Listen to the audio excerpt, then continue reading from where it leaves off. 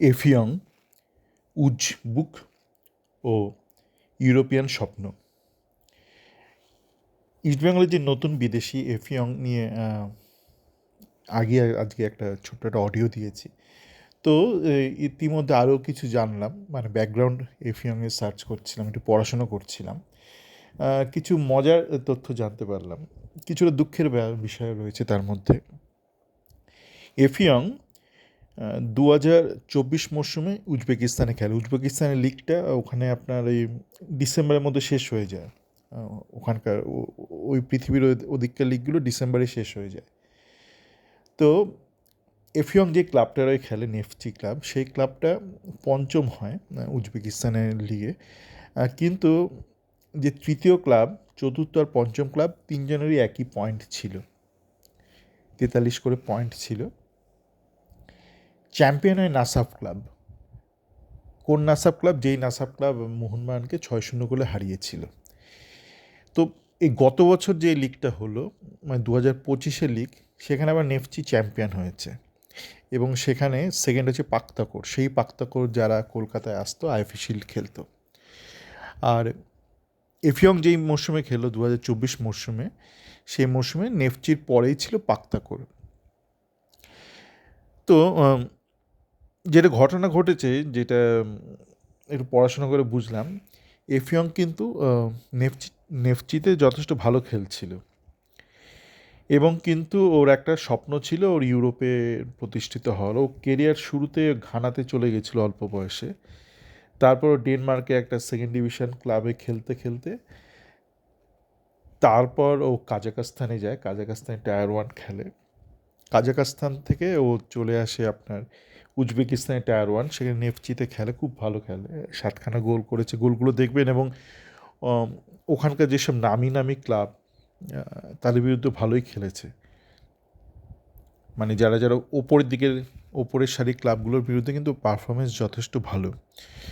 তো ও থাকতেই পারতো উজবেকিস্তানে, জাকিয়ে বসতে পারতো, কিন্তু ওর একটা স্বপ্ন ছিল, ওর একটা পরবর্তী একটা ইন্টারভিউতে আমি দেখলাম যে ইউরোপে প্রতিষ্ঠিত হওয়ার। অনেকেরই থাকে, কারণ তখন ওর বয়স 25 বা 24 হবে যখন ও রোমানিয়া টায়ার 1-এ যায়। কিন্তু ও দুর্ভাগ্যবশত রোমানিয়াতে যখন যায় তখন হচ্ছে রোমানিয়ার লিগের আর মাত্র 9টা ম্যাচ বাকি।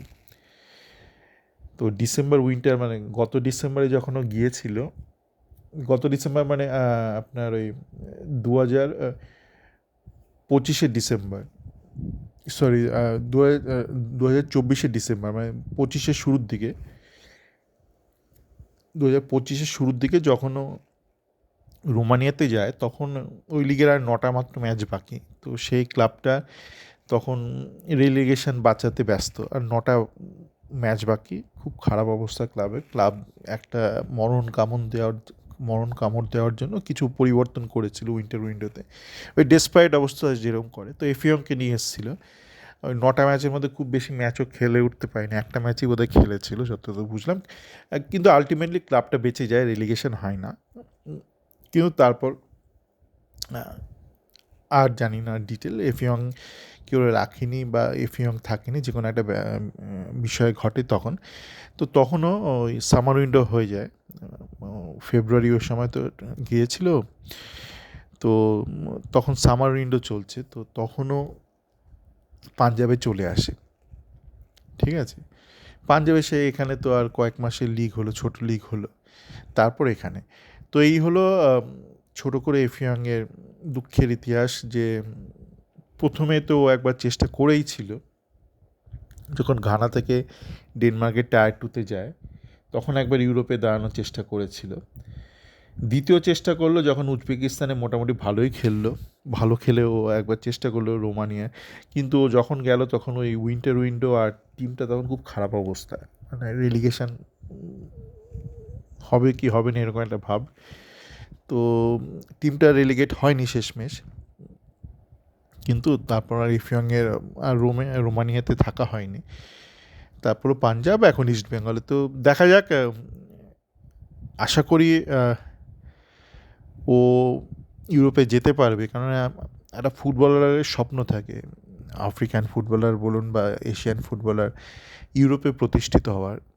যতই উজবেকিস্তানের লিগ বড় লিগ হোক, যতই উজবেকিস্তান ওয়ার্ল্ড কাপ খেলুক, যতই উজবেকিস্তানের নাসাফের কাছে 6-0 গোলে হারুক মোহনবাগান সুপার জায়ান্ট, কিন্তু তবু একটা ফুটবলারের জীবনে কিন্তু একটা স্বপ্ন থেকেই থাকে যে অন্তত ইউরোপের টায়ার ওয়ানে যদি ভালো খেলা যায়।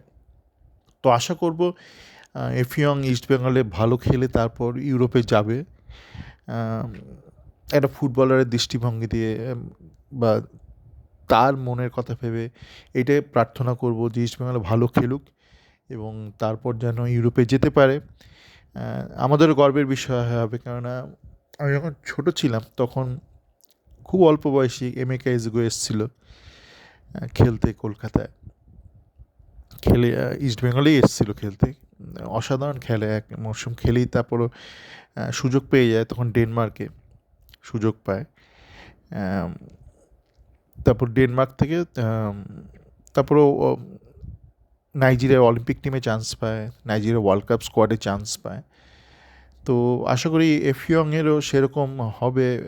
ইউরোপে টায়ার ওয়ানে খেলা মানে খেলেছে তো, টেকনিক্যালি খেলেছে রোমানিয়ার টায়ার ওয়ানে, কিন্তু সেইভাবে তো খেলেনি। তো আশা করবো ইস্টবেঙ্গল ভালো খেলে অন্তত যাতে কেরিয়ারে একবার অন্তত 30-এর পূর্বে যাতে ইউরোপের কোনো একটা ভালো লিগে টায়ার ওয়ানে খেলতে পারে, ভালোভাবে খেলতে পারে। সকলে ভালো থাকবেন।